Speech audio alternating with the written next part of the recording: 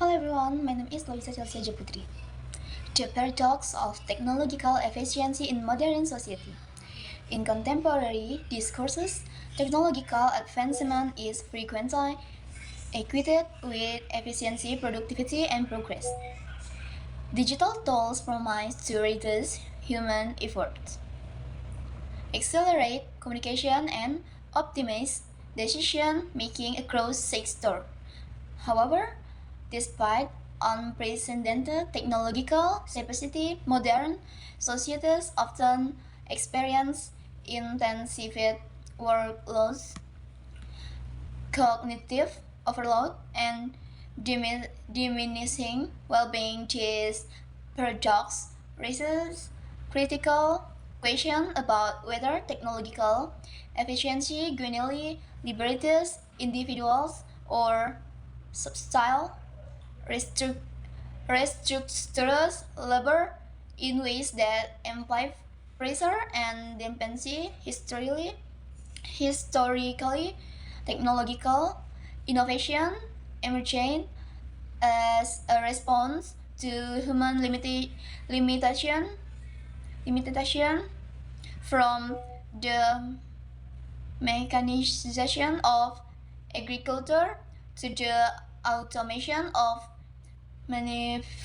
manufacturing tools. We decided to reduce physical labor and increase output. In theory, such developments should have result in greater leisure time and improved quality of life, yet empirical evidence suggests that efficiency gains frequently lead to higher expectation rather than reduced demands as tasks become easier to perform. Institutions often respond by increasing volume, speed, or complexity, thereby neutralizing the intended benefits of efficiency. In the in the digital age, this phenomenon is particularly visible in professional environments. Email, instant messaging, and collaborative platforms have limited spatial and temporal barriers to communication, while these tools enable rapid coordination. They also blur the boundaries between work and personal life. Employ- Employees are increasingly expected to remain accessible beyond traditional working hours, leading to chronic stress and attentional fragmentation. Efficiency in this context becomes a mechanism for extending labor rather than minimizing it. Moreover, technological efficiency refers cognitivist process. Algorithmic system filter information, recommend decisions, and automate judgment. Although this reduces the burden of routine tasks, it may also already critical thinking and autonomy. When individuals really excessively on automated system, they risk losing the capacity to evaluate information independently. The convention of efficiency does conceal a potential deadline is human agency and reflective reasoning. The paradox is further complicated by economic incentives. In The paradox is further completed by economic incentives in competitive markets. Organizations that fail to adopt efficiency enhancing technologies risk obsolescence. Consequently, efficiency becomes a normative standard rather than a strategic choice. This completion furthers a scale in which technological adoption occurs regardless of its social or physiological consequence.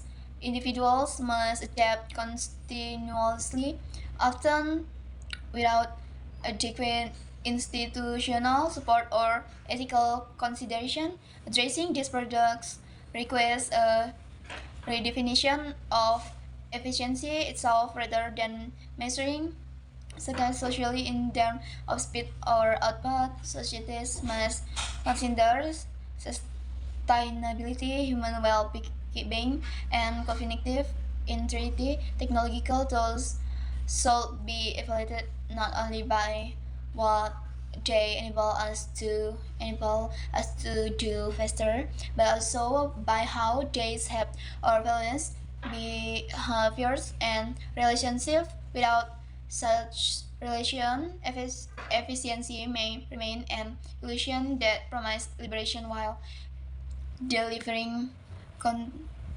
constraint. Okay, guys, number two, cultural memory and the construction of collective identity. Cultural memory plays an fundamental role in shaping collective identity, functioning as a shared reservoir of narratives, symbols, and interpretation of the past. Unlike individual memory, which is rooted in our personal experience, cultural memory is socially constructed and transmitted across generations through language, ritual, education, and media. It, it provides communities with a sense of continuity, legitimacy, and belonging, while simultaneously influencing how societies understand themselves in the present. At its core, cultural memory is selective. Societies do not remember the past in its entirety, rather they emphasize certain events while marginalizing or forgetting others. This process of selection is rarely neutral. Political interest, power relation, and ideological frameworks often determine which history are preserved and which are silenced. As a result, cultural memory can serve as a tool of cohesion and measurement of equation, reinforcing dominant narrative while suppressing alternative voice. National identities offer a clear illustration of this timing. Foundational myth, heroic figures, and commemorative practice are commonly institutionalized through monuments, national holidays, and school curricula. These representation foster unity and shared pride, yet they may oversimplify complex historical realities by presenting the past as a coherent and morally unambiguous narrative. Cultural memory can observe internal conflict, injustice, and contradiction that are essential to our honest understanding history.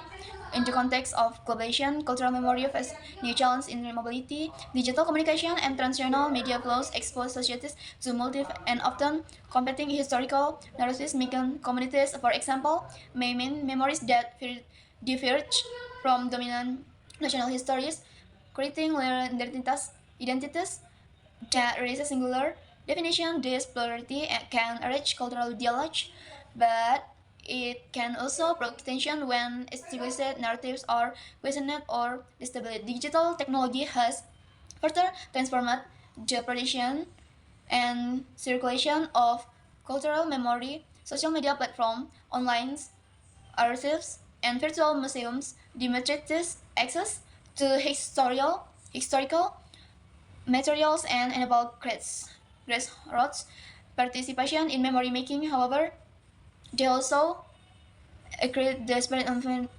misinformation and fragment collective attention. The abundance of digital memory does not guarantee depth or accuracy. Instead, it often favor immediacy and Emotional resiliency over critical relation. Understanding cultural memory as an active and constant process is crucial for navigating contemporary identity debates rather than treating memory as a fixed instance.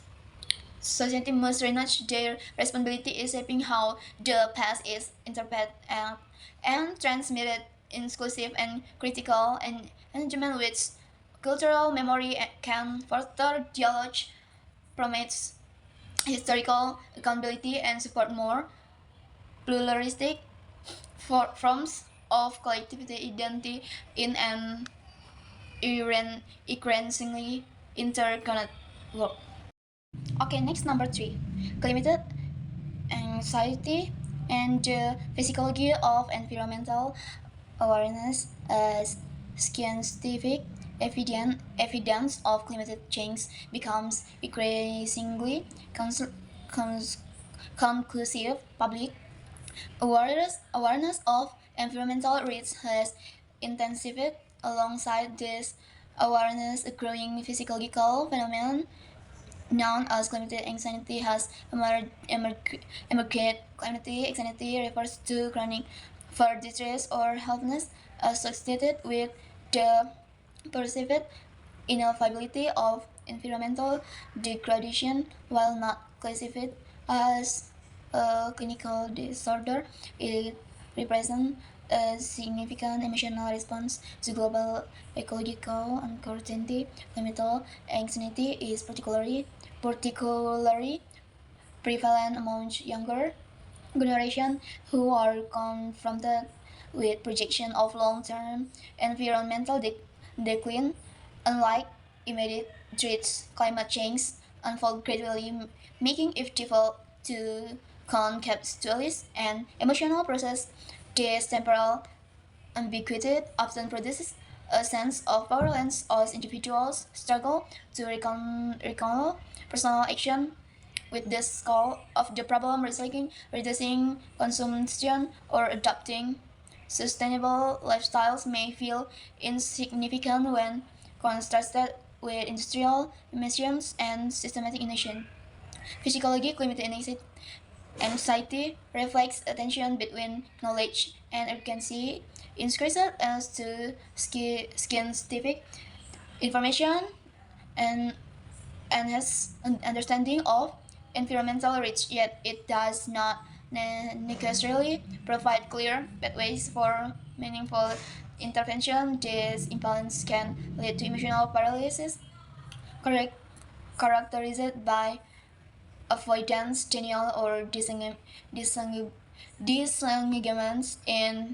some cases, individuals cope by distancing themselves from environmental discourse altogether.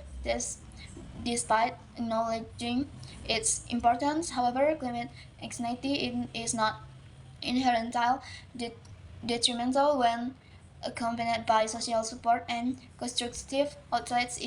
It can motivate engagement and collective action. Research in environmental psychology suggests that emotions such as consent and fear can control pro environmental behavior if individual perceives their action as socially supported and politically relevant. Thus, the physiological impact of climate awareness depends largely on contextual factors rather than on information alone.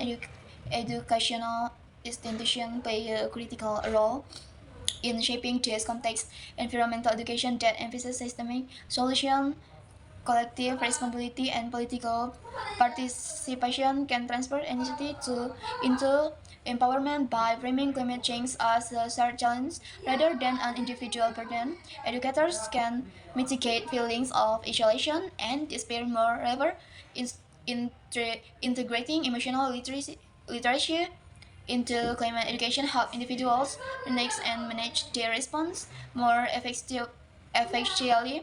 Ultimately, climate anxiety reflects a rational reaction to an unprecedented global crisis rather than dismissing it as rational where societies must address its underlying cause through transfer communication, include policymaking, and meaningful opportunities for participation by acknowledging the physiological dimensions of environmental awareness. It becomes possible to foster resilience and maintain long-term engagement with climate action.